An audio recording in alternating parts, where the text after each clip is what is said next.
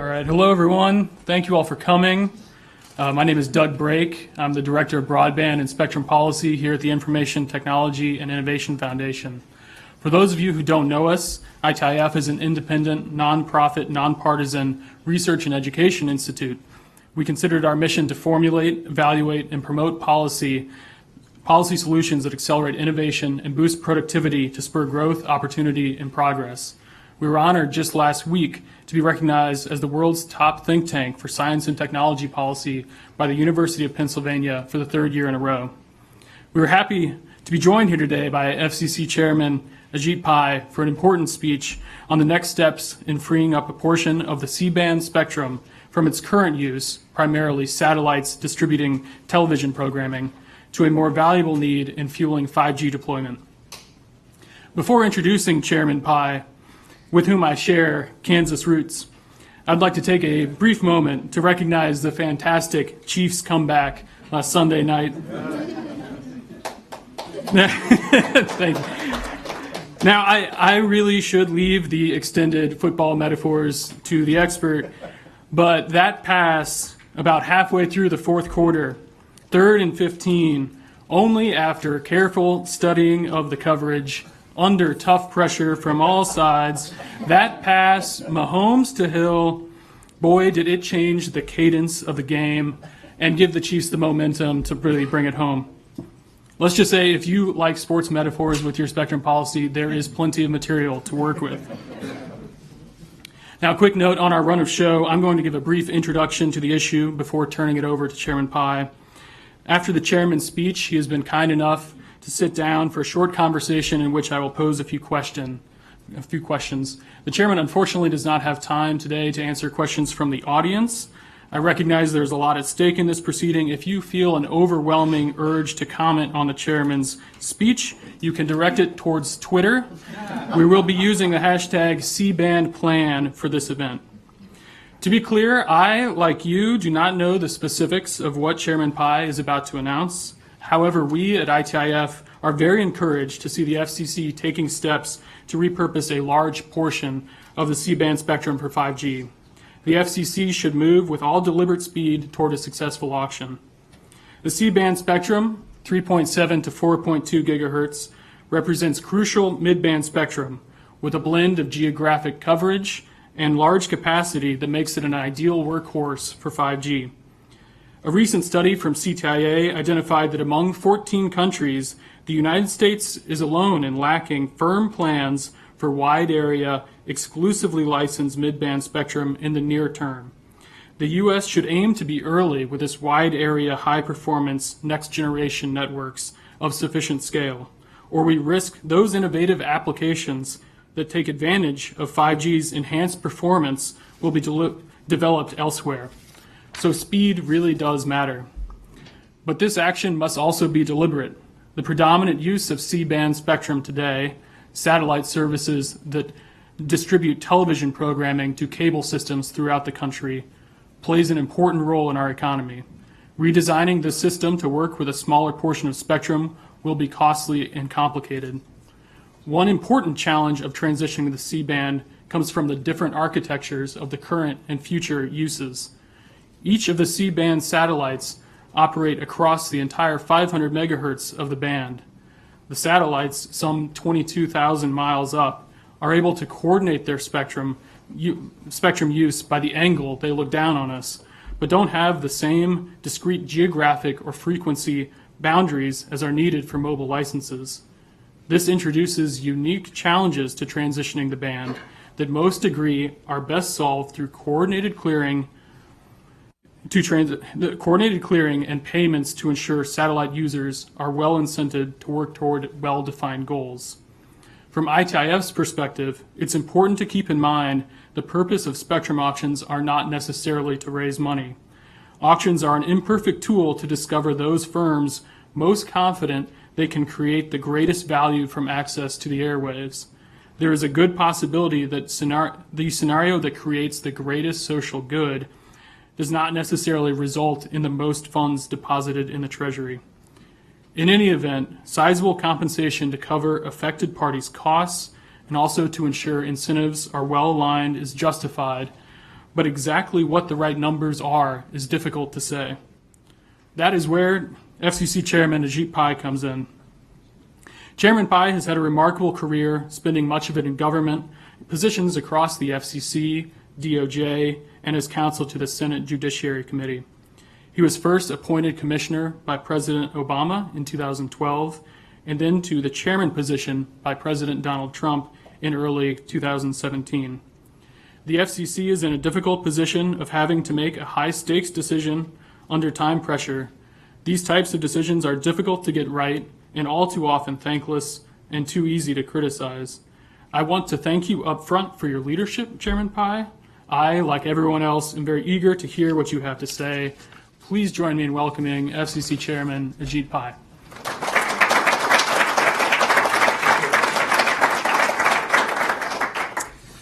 Well, thank you very much, Doug, for that introduction. Thanks to you and the entire team at the Information Technology and Innovation Foundation for hosting us. Thanks to everyone for taking time to join us during one of the most eventful weeks that I can remember. You had the Iowa caucuses on Monday, the State of the Union was on Tuesday, the Oscars are coming this coming Sunday, and yes, the world's greatest deliberative body handed down a long-awaited verdict. That's right, Punxsutawney Phil didn't see his shadow, so spring is coming early. And of course, for me, like Doug, a long-suffering Kansas City Chiefs fan, the main event had to be the Super Bowl. Now, I don't want to say that the Chiefs' comeback victory was the highlight of my chairmanship, because I think that does a disservice to the fantastic and hardworking staff at the FCC who have worked so tirelessly and have accomplished so much over the past 3 years.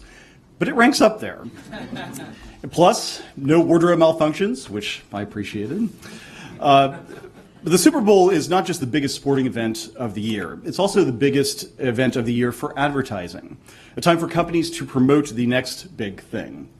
One marketing effort in particular caught my eye, and that was all the hype about how this was the first Super Bowl featuring 5G, the next generation of wireless connectivity. What does a 5G Super Bowl mean? Well, if you've ever been to a sporting event or concert or similar event with thousands of people, you know how frustrating it can be to do something as simple as opening an app to check the stats for the game or see the performers who are in front of you. Now, if you had a 5G-enabled phone at this year's Super Bowl, you could see, not only watch the game on your phone, you could also simultaneously stream 5 different streams at once and toggle back and forth to pick your favorite camera angle. Now, this fuss around 5G in the Super Bowl is a notable indicator that in 2020, 5G will rapidly continue the transition from concept to reality. Last year, multiple carriers in the United States lit up 5G service, reaching dozens of cities, with one carrier now covering most of our nation's population with 5G. In 2020, 5G service will expand, and we should see a substantial increase in the availability of smartphones and other devices that will allow Americans to take advantage of 5G's capabilities. Now, zooming out from the micro to the macro perspective, many believe, as Doug hinted at, that the 5G transformation will be a huge boost for our economy. One study pegs 5G's potential at 3 million new jobs, $275 billion in private investment, and $500 billion in new economic growth. And you can quibble with the numbers, perhaps, but there is no question that 5G networks will be an important platform for innovation and investment in the coming years, as were 4G LTE and the mobile app economy it enabled, starting over a decade ago. And that explains why countries around the world are jockeying for global leadership in 5G. Whoever sets the pace globally will become the front runner in the development of the 5G ecosystem and attract the investment, the innovation, and the talent that come with that status. And I want the past to be prologue. I want America's success in 5G to match our leadership in 4G. And that is why the FCC has been pursuing a strategy to facilitate America's superiority in 5G technology. This 5G Fast Plan includes 3 key components: freeing up spectrum for the commercial marketplace, modernizing our regulations to promote wireless infrastructure, and making it easier to deploy fiber. The evidence abounds that our plan is working. In 2018, the number of wireless small cells deployed in the United States more than quadrupled, from 13,000 to more than 60,000. 2018 was also a record-setting year for fiber deployment in the United States, with build-out to nearly 6 million additional homes, until that record was broken in 2019, with the deployment to over 7 million such locations. Now, I rarely pass on an opportunity to talk about the actions we have taken to boost fiber and wireless infrastructure deployment, but of course, I'm not here today to talk about our initiatives in the physical world. I'm here to talk about the third invisible component of the 5G Fast Plan, freeing up spectrum. Here, we are taking an aggressive, all-of-the-above approach. We are freeing up high-band, mid-band, and low-band spectrum for 5G. And here, too, there is good news to report. As you know, high-band spectrum enables ultra-high-speed, gigabit-plus wireless connectivity. We've been fairly active on this front, to say the least. Last year, the FCC successfully concluded our nation's first two auctions of millimeter wave spectrum for 5G services in the 28 and 24 gigahertz bands, respectively. 1 week ago, we concluded bidding in the first phase of an auction of the upper 37, 39, and 47 gigahertz bands. All told, we are making available almost 5 gigahertz of high-band spectrum for commercial use. To put that in perspective, that is more spectrum than is currently used for terrestrial mobile broadband by all wireless service providers in the United States combined. Now, in low-band spectrum, we are repurposing spectrum in the 600 megahertz band, which was long used for broadcast television, for mobile broadband. This so-called repack is on schedule, and carriers are already deploying 5G wireless service in that band. And I witnessed the results of these efforts for myself during a recent visit to Nevada, where I saw a T-Mobile deployment delivering over 500 megabit per second connectivity using millimeter wave spectrum, and over 180 megabit per second connectivity using 600 megahertz spectrum, transmitted from an antenna almost a mile away. That was a glimpse of our 5G future. So that's high band and low band. We've also been focused on mid-band spectrum.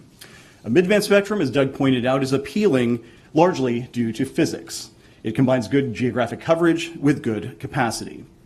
Other countries share this view. Countries within the European Commission, for example, have seen the issuance of a directive that 3.4 to 3.8 gigahertz spectrum will be the first primary band for 5G in the European Union. Last year, Japan awarded licenses in the 3.6 to 4.1 gigahertz band for 5G.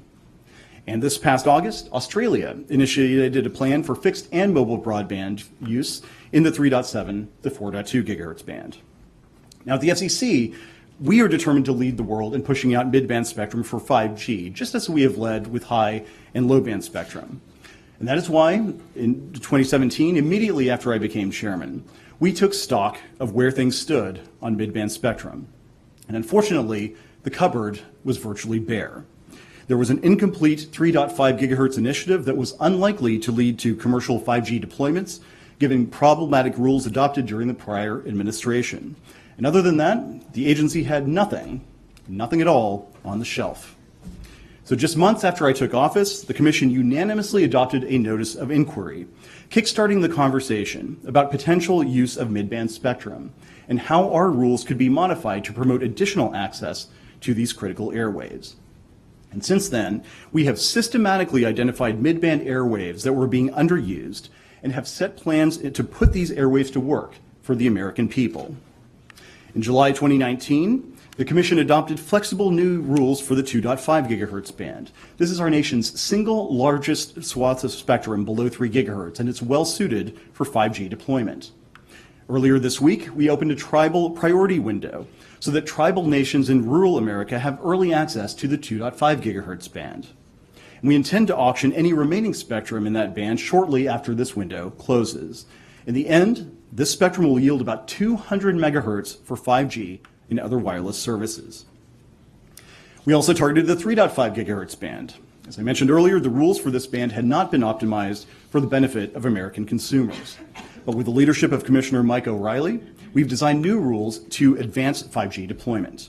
We're currently on track to auction 70 megahertz of priority access licenses in the 3.5 gigahertz band this coming June.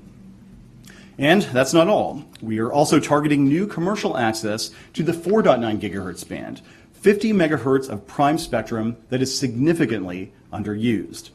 And we've also proposed some important steps to start clearing incumbents from the 3.5 to 3.55 gigahertz band, with an eye to new 5G opportunities there, just as Congress envisioned in the Mobile Now Act. Now, all that I've just described is just the cellular part of the ledger. We've also proposed to make more mid-band spectrum available for unlicensed use in the 5.9 and 6 gigahertz bands.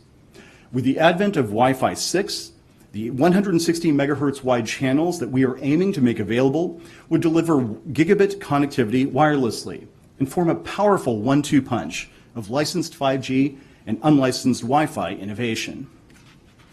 So, when it comes to spectrum, we are on the right track and producing results.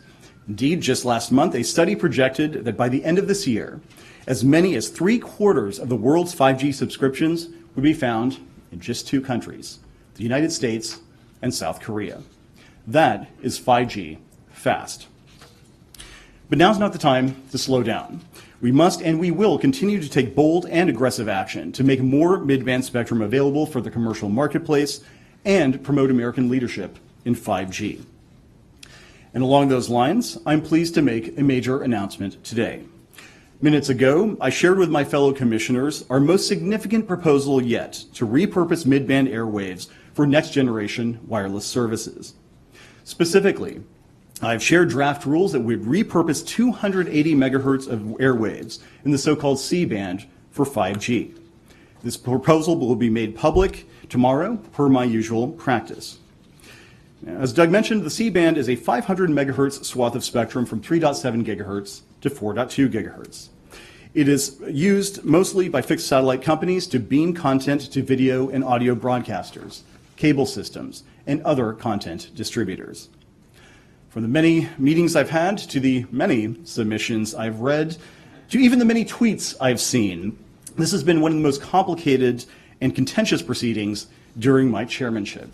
So I'd like to spend some time this afternoon to walk through some of the details of my proposal and to explain how I arrived at my decision. Perhaps the biggest challenge the FCC faces as we work to free up more spectrum for 5G is that almost all of the airwaves are accounted for in one way or another. There's not much greenfield spectrum laying around that we can just dedicate to 5G without having to accommodate some range of existing services or licensees. But the C-band presents an enormous opportunity if we are willing to be creative and to do the hard work. And that is because satellite companies don't need the entire C-band to provide the same services they are providing today. And this creates an opportunity for a consumer-friendly transition. In 2017, the FCC sought to assess this opportunity in its notice of inquiry into mid-band spectrum. We specifically identified the C-band as ripe for study and asked if the rules for this band could and should be modified to support more flexible uses, including mobile broadband. The answer from the record soon became clear: yes. And so, in July of 2018, we formally launched the proceeding on the C-band that has brought us to today's announcement. We entered this process with an open mind. We sought comment on a variety of approaches for expanded flexible use in the band. Over the past year and a half, we have studied many ways to repurpose some or all of the band: market-based, auction-based, and other solutions. Pretty much everything but a coin toss. During the deliberative process, I made clear that my decision would be guided by 4 principles. First, we must make a significant amount of spectrum in the C-band available for 5G. Second, we must do so quickly. Third, we must generate revenue for the federal government. And fourth, we must ensure that the services that are currently delivered using the C-band can continue to be delivered to the American people. With that backdrop, here are the key elements of my proposal and why I believe they represent the best path forward in advancing these 4 principles. The first key decision, which I announced this past November, is that I favor holding a public auction to repurpose spectrum in the C-band for flexible use. The leading alternative was a private sale in which the satellite companies operating in the band would sell rights to a portion of the C-band to an interested party or parties. There are a number of reasons why a public auction is the best approach. For starters, the FCC has a quarter-century track record of successful and transparent auctions. As of last year, the Commission had conducted 93 spectrum auctions that generated $116 billion in revenue for the United States Treasury. And that doesn't include the ongoing auction of the 37, 39, and 47 gigahertz bands, which is wrapping up and which has already attracted over $7.5 billion in bids. And, so to speak, we show our work. You can go to the auctions website right now, and you can see the number of qualified bidders, the number of licenses available, the gross proceeds, and much more information. With this proven record of success, with this demonstrable transparency, a public auction is the best bet to ensure fairness. A trusted, well-established process will be more attractive to prospective bidders, which means more participation and, ultimately, more money raised for the Treasury. Conversely, bidders would be less likely to participate in an untested private auction, one that was described in our record as, quote, fiendishly complex, unquote. And if you don't think testing out a new system for the first time in a high-profile proceeding can lead to major headaches, the Iowa Democratic Party would like to have a word with you. Not only have public auctions proven to be an effective tool for repurposing spectrum fairly, we've shown that they can do so quickly. The Commission already has the necessary pieces in place, including the auction software development infrastructure. And under my proposal, we would get the auction started by the end of 2020. In fact, I can share with you the specific date on which the C-band auction would start, December 8th. And one more point in favor of a public auction over a private sale is that a public auction is squarely within the Commission's legal authority. By contrast, the leading plan for a private sale would have required an unprecedented grant of authority to private entities. Remember, the satellite companies currently do not have terrestrial rights to the C-band. So essentially, what some were urging the government to do was to give them new rights just so that they could turn around and sell them. That doesn't make much sense to me, and I doubt that I am alone. Now, once we decided to go with a public auction, the next big decision was how much spectrum should be made available for flexible use. Put differently, if one of your guiding principles for this band is to free up a significant amount of spectrum for 5G, and another is to protect the services currently being delivered in the C-band, how do you divvy up that band? Now, some broadcasters and cable operators initially argued that we should only clear 100 megahertz of spectrum to protect programming delivery. Others, like T-Mobile, Qualcomm, and US Cellular, argued that all 500 megahertz should be made available for flexible use.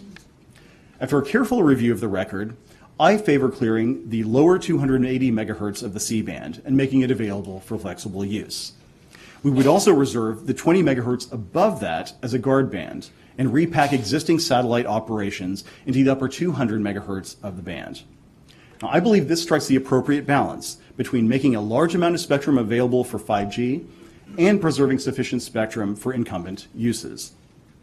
And I'm pleased that there is a wide range of support for this position.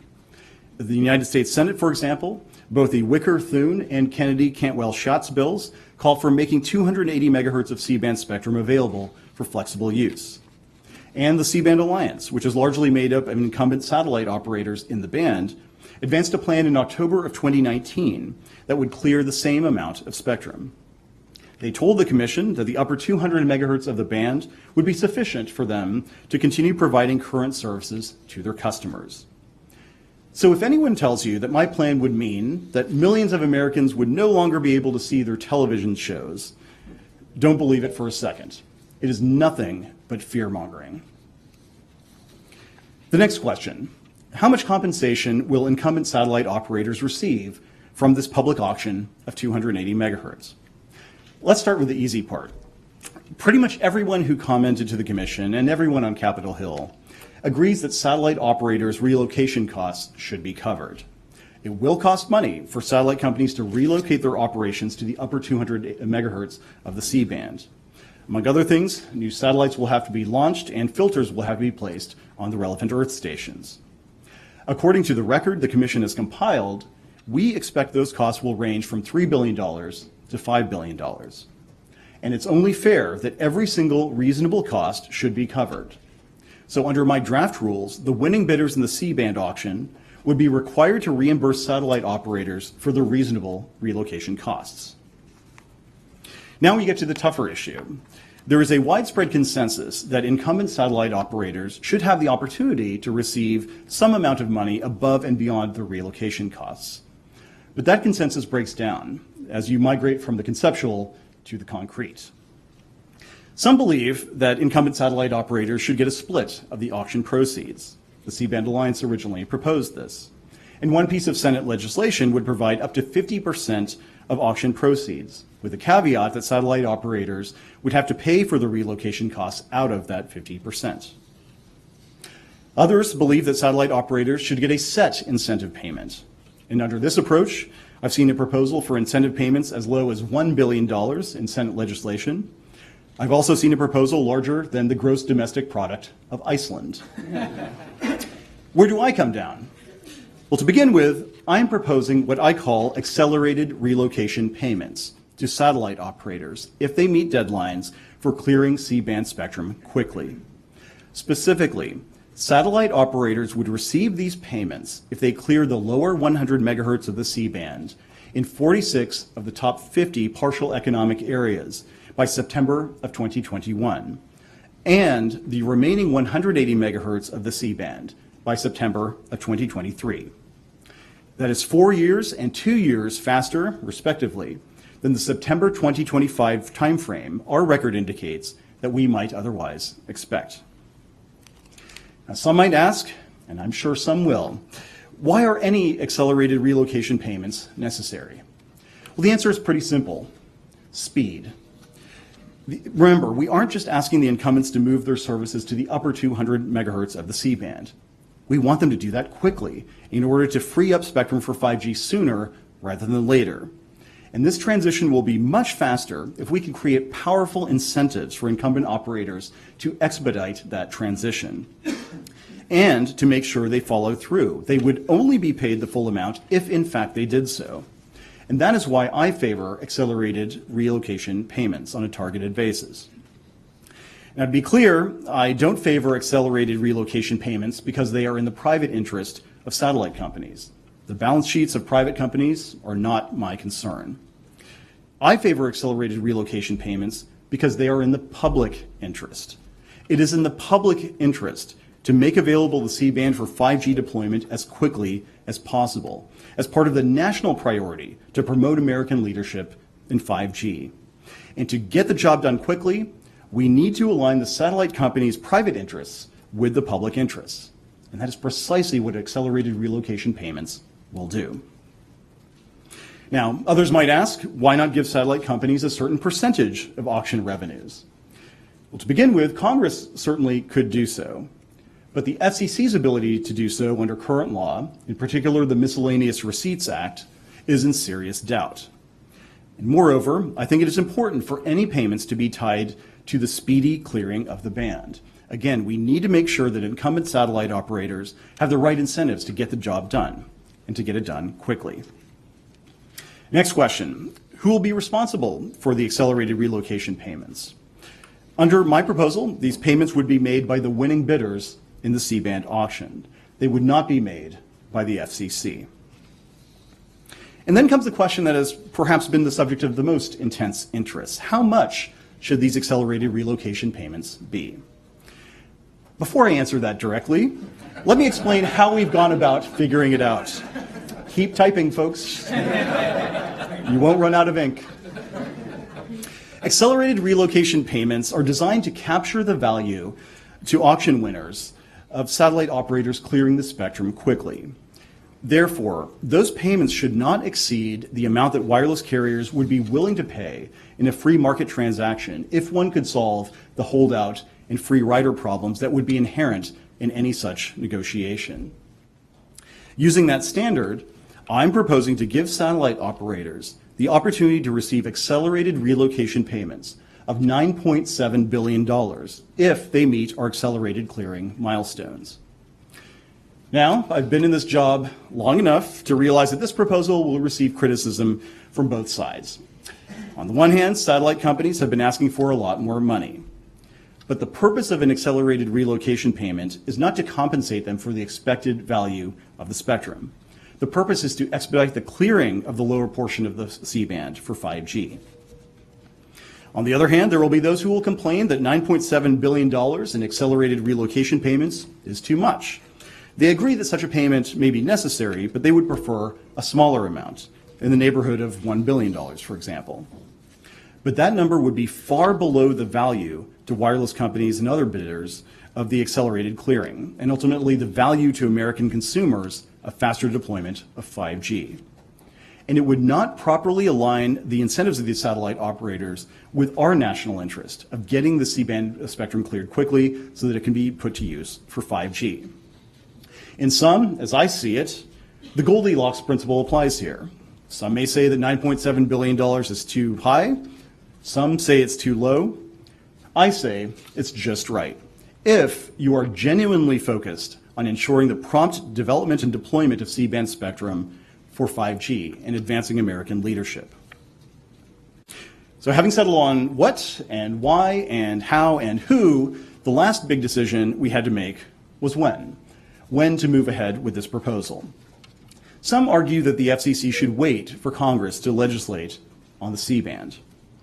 But if you believe that advancing American leadership in 5G is important, if you believe that it is a priority to make 5G spectrum available quickly, and if you believe that mid-band spectrum in particular is critical, waiting for Congress to act first isn't the best strategy. In fact, some might call it the absence of a strategy. Waiting to begin the C-band auction and transition is not in the national interest. Now, it would be a boon to China and other countries eager to seize a leadership role in 5G. They would be delighted to move ahead as we stood still. But delay would be bad for American consumers, for American companies, and for America. The longer we delay, the longer the American people will have to wait for new services and applications and jobs that would be unlocked by 5G deployment in the C-band, and the more that our global leadership in 5G would be put at risk.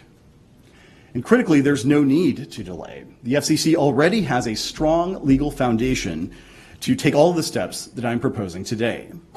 Under Section 316 of the Communications Act, we have the authority to modify the licenses of C-band incumbents, which would still be able to provide the same level of service to their customers as they do today.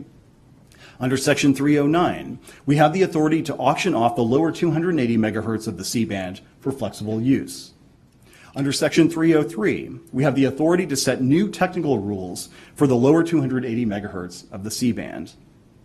And under Title III and the precedent of our Emerging Technologies Framework, which has been upheld by the DC Circuit, we have the authority to require winning bidders in the C-band auction to pay for the relocation of the band's incumbents. Now, don't get me wrong, if Congress wants to direct that auction proceeds be used to address national priorities like rural broadband, it will find no bigger supporter than me. As a commissioner back in 2016, I first proposed that Congress adopt what I called a rural dividend, so that 10% of auction proceeds would go toward rural broadband deployment. I'm delighted that so many have jumped on the bandwagon. And in this case, if the FCC approves an order on February 28th, Congress could still require this year that auction proceeds be used to close the digital divide, to implement Next Generation 911, or any other similar priority. And so in 3 weeks, the FCC will make an important choice. Are we going to come together to advance the national interest? Are we going to take decisive action to promote American leadership in 5G?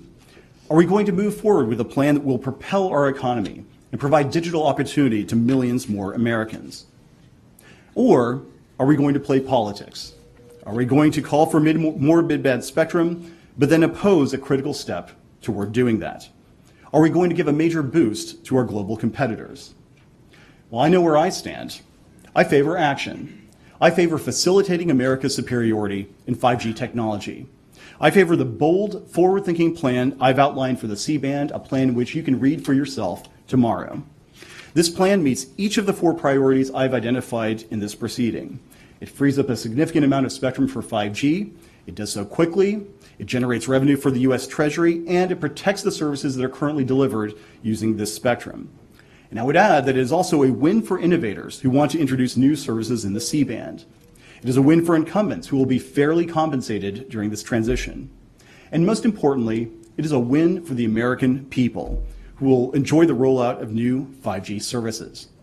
Let's get this done, and let's get it done now. Thank you.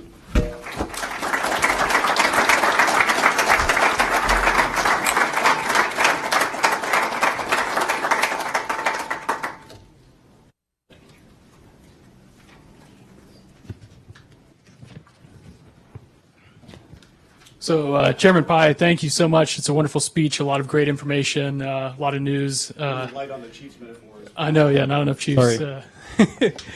So a few questions here. So let's start sort of at the top with mid-band spectrum more generally.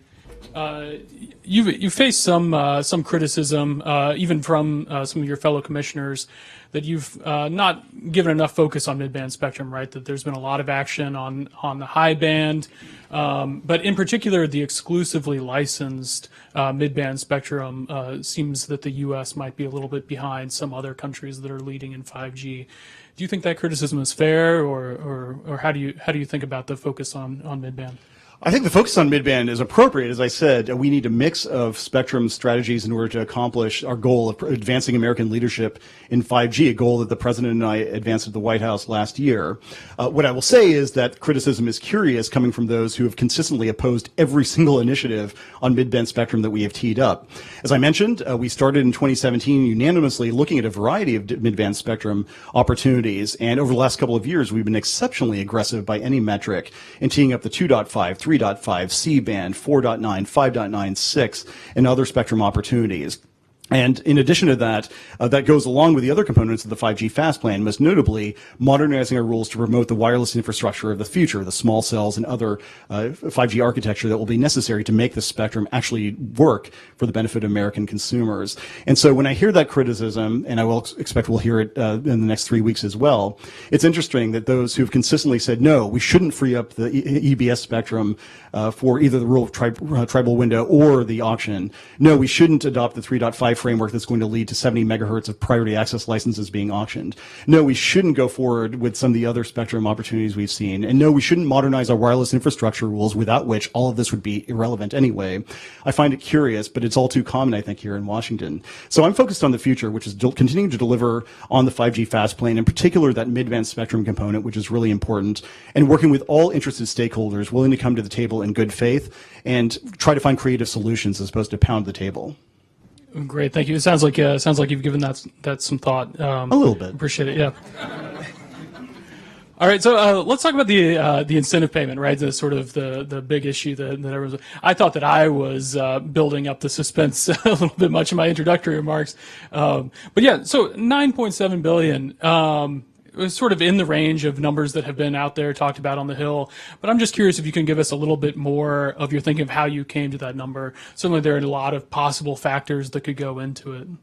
Sure, as you adverted to, we have seen a wide range of suggestions, but at the end of the day, the driving principle for us was the one I outlined in my remarks, which is to figure out what the value would be to wireless companies and other prospective bidders of some of those incumbents moving out and solving the holdout and free rider problems that you would have if you were to do a free market negotiation.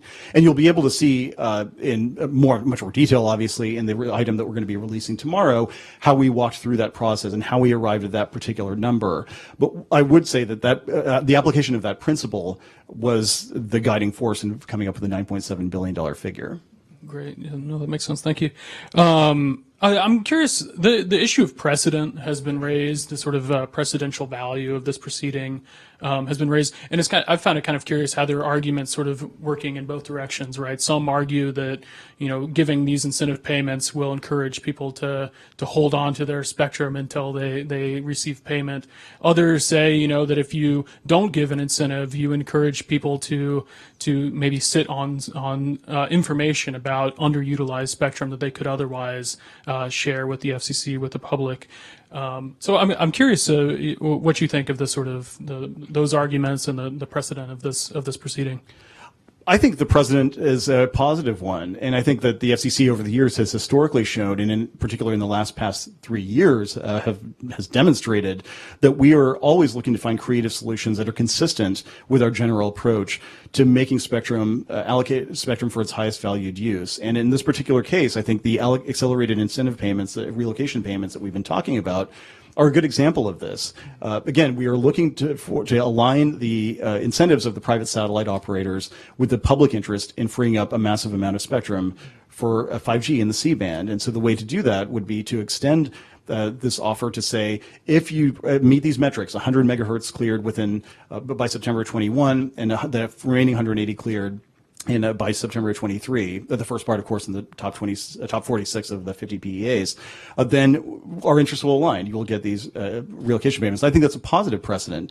Now, I will say that one thing that distinguishes this situation from other situations we've seen in the past is that these are sort of unique license situations. For one thing, they are not exclusive use license rights that have been granted by the FCC. They're essentially coterminous. Secondly, they were not arrived at through the competitive bidding process that I've described, where the FCC holds a spectrum auction.